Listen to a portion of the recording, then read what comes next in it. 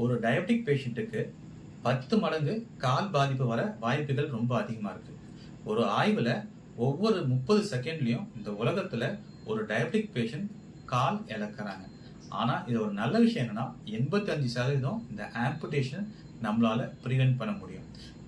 இந்த கால் பாதிப்பு சின்ன புண்ணுல தான் ஆரம்பிக்கும்.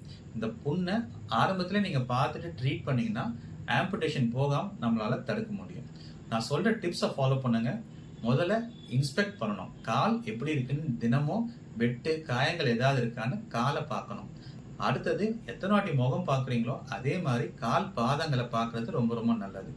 மூணாவது விஷயம், உங்களுக்கு ப்ராப்பரா கிளீனா வச்சுக்கிறது ரொம்ப ரொம்ப நல்லது. நாலாவது, சின்ன வெட்டு காயங்கள் இருந்தாலும் உடனே பார்த்து அட்டன் பண்றது ரொம்ப ரொம்ப நல்லது. நெயில் கட் பண்றதுனாலும் ரொம்ப வெட்டக்கூடாது. இந்த டிப்ஸ் எல்லாம் ஃபாலோ பண்ணீங்கன்னா கண்டிப்பா நம்ம காலை ஜாக்கிரதையா பார்த்துக்கலாம்.